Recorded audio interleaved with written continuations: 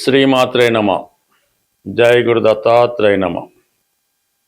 ధనుసు రాశి వారికి శని వక్రగమనం వల్ల తిరిగి మళ్ళా మంచి రోజులు రావడం జరుగుతుంది. ఈ శని భగవానుడు జూలై 27 నుంచి డిసెంబర్ 11వ తారీఖు మధ్యలో సుమారు 138 రోజుల పాటు వక్రగమనం పొందడం జరుగుతుంది. ఇది ధనుస్సు రాశి వారికి చాలా ఉపయోగపడే అదృష్ట స్థానంలోకి శని తన ప్రభావాన్ని చూపుతున్నాడు. అంటే ప్రస్తుతం ఈ రాశివారు 4వ స్థానం అయినటువంటి మీనరాశిలో అర్ధాష్టమ శని ప్రభావంలో ఉండడం జరిగింది. సో ఇది కామన్గా చతుర్థ భావ ఫలితాలు జాతకుడికి కష్టం కలిగిస్తూ ఉంటుంది. స్థాన చలనం లాంటిది జరుగుతూ ఉంటుంది. గృహంలో మనశ్శాంతి కరువైపోతుంది. విద్యార్థులు తన దృష్టి చదువు మీద పెట్టలేకపోతుంటారు. ఏదన్నా ఒక కొనాలన్నా, ఒక స్థిరాస్తి అమ్మాలన్నా కూడా ఆ ప్రయత్నం నెరవేరదు. అంటే అమ్ముదామంటే అమ్ముడైపోతుంది, కానీ సగం రేటుకి అడుగుతూ ఉంటారు. అలాగే విద్యార్థులకి కోరుకున్న కాలేజీలో సీటు కాకుండా వేరే ఎక్కడో దూరంగా రావడం జరుగుతూ ఉంటుంది.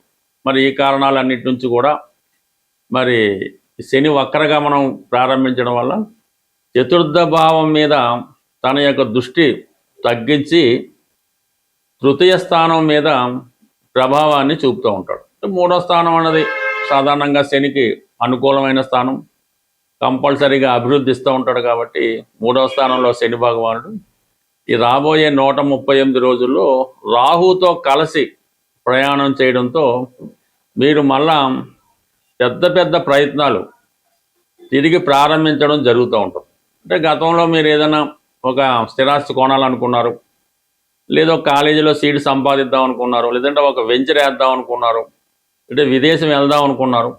ఆ ప్రయత్నం ఏదో కారణం వల్ల ఆగిపోయింది. మరి ప్రస్తుతం గతంలో పోగొట్టుకున్నటువంటి అవకాశాలు తిరిగి ఈ సమయంలో పొందడం జరుగుతూ ఉంటుంది.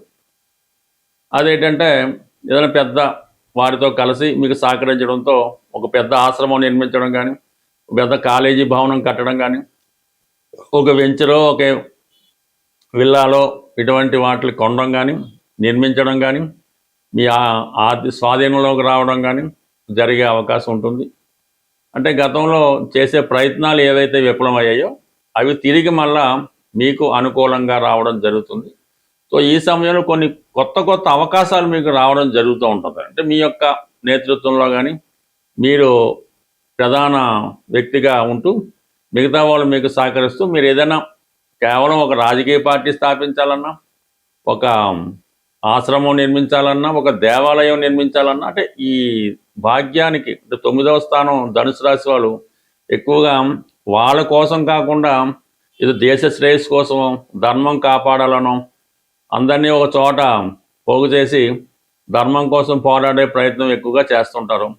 మరి ఈ సమయంలో మీరు ఇటువంటి ఒక ధర్మ పోరాటం లాంటిది సాగిస్తే దానికి చాలా గొప్ప మద్దతు ఈ సమయంలో రావడం జరుగుతుంది. అలాగే మీ నేమ్ అండ్ ఫేమ్ కూడా చాలా వరకు విస్తరించే అవకాశం ఉంటుంది. అంటే ఇక్కడ ప్రధానంగా ఈ 3వ స్థానంలో ఉన్నటువంటి ఈ శని భగవానుడు అంటే ఏదైనా ఆస్పెక్ట్ అనేది 5వ స్థానం మీద కూడా ప్రభావం చూపడం వల్ల ఉద్యోగం మారాలనే మీ ఆలోచన, అంటే ఉద్యోగం మారడం కన్నా కంప్లీట్ ప్రొఫెషన్ మారే అవకాశం ఉంటుంది. అది ఎలా ఉంటుందంటే ప్రస్తుతం మీరు ఉపాధ్యాయ వృత్తిలోనే ఏదో ఉద్యోగం చేస్తున్నారు, అది విడిచిపెట్టి మీరే స్వతంత్రంగా ఒక కాలేజీ పెట్టడం, లేదంటే ఏదైనా ఒక ఆశ్రమం స్థాపించడం, ఏదో ఒక దేవాలయం నిర్మించడం, అంటే స్వతంత్ర వృత్తిలోకి మారడం జరుగుతూ ఉంటుంది.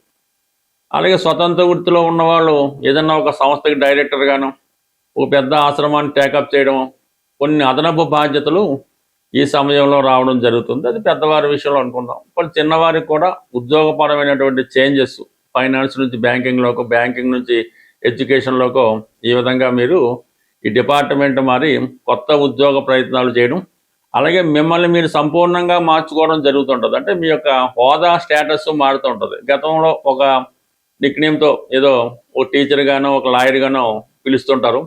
ఇప్పుడు రాబోయే రోజుల్లో మిమ్మల్ని ఒక గురువు గానో ఒక అయ్యవారనో లేదంటే ఒక ఫాస్టర్ అనో ఈ విధంగా మీ యొక్క స్టేటస్ కూడా మారే అవకాశం ఉంది. బట్ ఏదైనా మీ జీవితాశయంలో మీరు ఏదైతే చేద్దాం అనుకుంటున్నారో ఈ రాబోయే ఈ 138 రోజుల్లో కొన్ని కొత్త మార్పులు అటు వృత్తిపరంగాను వ్యక్తిగతంగాను ఆలోచనలోనూ కూడా వచ్చే అవకాశం ఉంది. బట్ ఏదైనా ఈ ఒక గట్టి ప్రయత్నం ఒక సరైనటువంటి నిర్ణయం తీసుకొని మాత్రమే ప్రారంభించాలి. ఈ ధనుసు రాశి వారు ఏదో ముందు హడావుడిగా ప్రారంభించడం ఈ మధ్యలో ఆగిపోవడం అలా జరుగుతుంటుంది. అలా కాకుండా మీరు ముందుగానే అన్ని వనరులు చూసుకొని మనం ఎంతవరకు చేయగలం నిర్ణయించుకొని ఆ ప్రయత్నం ప్రారంభిస్తే ఈ సమయంలో మీ ప్రయత్నం అన్నది తప్పకుండా నెరవేరే అవకాశం ఉంది. బట్ ఏదైనా మీ యొక్క ప్రొఫెషన్ అన్నది మారబోతుంది. అది మీకు అనుకూలంగా మారడం జరుగుతుంది.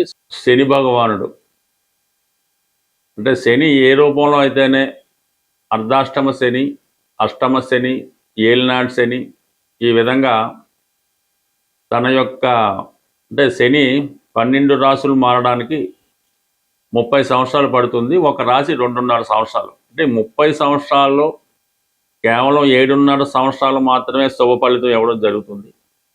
మిగతా 22 సంవత్సరాలు కూడా జాతకుని ఏదో విధంగా ఏదో భావాన్ని బట్టి ఆ క్రమశిక్షణతో స్ట్రగుల్ ఇవ్వడం జరుగుతుంటుంది. అయితే శని పెట్టినటువంటి ఇబ్బందులు అంటే శని ఇబ్బందులు అనడం కన్నా శని ఇచ్చే అవకాశాలు ఉపయోగించుకోవడం అన్నది చాలా ఈజీ మాట. మీరు చేయవలసిందల్లా అత్యంత క్రమశిక్షణతో మన సాంప్రదాయాలు పాటిస్తూ పెద్దలు పెట్టిన నియమాలు పాటిస్తూ ఎప్పుడన్నా సరే ఎర్లీ మార్నింగ్ బ్రహ్మముహూర్తంలో లేగడం అన్నది అందరికీ సాధ్యం కాకపోవచ్చు. సూర్యోదయానికన్నా ముందు నిద్ర లేవడం, మధ్యాహ్నం నిద్ర అంటే అది ముసలి వాళ్ళకి రోగులకి ఎగ్జాంపుల్ ఉంటుంది తప్ప మధ్యాహ్నం అనేది నిద్ర ఎట్టి పరిస్థితుల్లో కూడా నిద్రపోవద్దు. ఈ విధంగా ముందు ఈ క్రమశిక్షణ పాటించడం, ప్రతిరోజు కూడా మీ యొక్క కుల ఆచార ప్రకారం దైవనామస్మరణ చేసుకోవడం, కుటుంబంలో పెద్దల్ని గౌరవించడం. అంటే మెయిన్గా శని యొక్క మీకు ఎంత ఇబ్బంది పడి జన్మశని అయినా అవనవండి, అప్పుడు మీరు ఏం చేయాలంటే అనాథ శరణాలయంలో ఉన్నటువంటి వృద్ధులు ఇప్పుడు చాలామంది అక్కడ చేయించేస్తున్నారు కదా, అక్కడ ఉన్నటువంటి వృద్ధుల్ని అంటే సేవించడం అంటే పూర్వంలాగా ఏమి కాలు నొక్కడం అదేం చేయక్కర్లేదు. మీరు వాళ్ళకి అడిగి మీకు ఏంటి బాబు అవసరం, మీకు ఏమైనా బిస్కెట్లు కావాలా, లేదంటే ఎన్నో మంచీలు తాగుతారా, లేదంటే ఎన్నో మందులు తెచ్చి పెట్టాలా, అంటే వాళ్ళకి ఏదైనా ఇలాంటి సేవ చేయడం మీకు ఇష్టమైతే వాళ్ళు ఫిజికల్గా కూడా సేవ చేయొచ్చు. ఈ అంటే మరి ఈ సత్యసాయిబాబా ఉన్నప్పుడు ఈ నారాయణ సేవ అని వాళ్ళు ఈ బాబా డెవోటీసు ప్రతి వారం ఈ నారాయణ సేవని చేస్తుండేవారు ఈ సత్యసాయిబాబా డెవోటీస్ వాళ్ళు. సో అది కూడా వాళ్ళకి అంటే బాబా వారు ఆ విధంగా వాళ్ళతో చేయించి వారి యొక్క శనిని యాక్టివేట్ చేయించి వాళ్ళకి మంచి మార్గంలో నడపడానికి అవకాశం ఇస్తుండేవారు ఆయన బాబా గారు. సో అలాగే రోగులు ఎవరైతే హాస్పిటల్లో రోగులు ఉంటారో ఆ రోగులకి సేవ చేయడం వల్ల మీరు మరణం లాంటి గండాన్నన్నా బయటపడే అవకాశం ఉంటుంది. అంటే ఆ మరణాన్ని నుంచి కూడా బయటపడవచ్చు. అంటే మీరు హాస్పిటల్లో చేరే అవకాశం ఉంది. మీరు హాస్పిటల్లోకి వెళ్ళి అక్కడ రోగులు సేవ చేయడం వల్ల అది ఆ విధంగా న్యూట్రల్ అవుతుంది. ఇది మాస్టర్ ఈకే గారు ఇటువంటి రెమెడీస్ వారి యొక్క భక్తులతో చేయించి వారి యొక్క దీర్ఘ రోగాలను కూడా ఆయన తగ్గిస్తూ ఉండేవారు.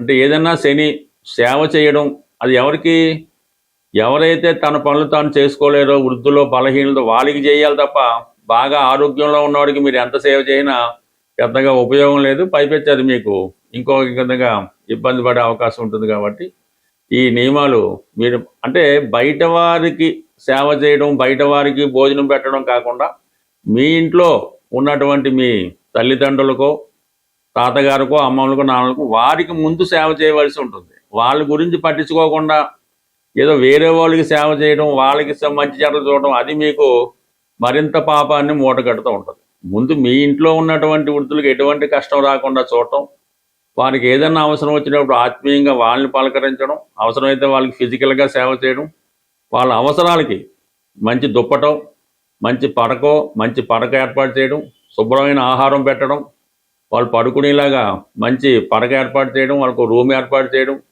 ఇవన్నీ చేయడం వల్ల మీకు 100% అంటే ఈ శని భగవానుడు కేవలం తన ప్రభావాన్ని మీ మీద కాకుండా కుటుంబం మొత్తం మీద ప్రభావం చూపుతుంటాడు. అంటే మీరు చేసేది తల్లిదండ్రులకో పెద్దవాళ్ళకో సేవ చేస్తే రేపు మీ సంతానం మీకు సేవ చేయడం జరుగుతుంటుంది. ఇది ఏదైనా శని కర్మకారకుడు.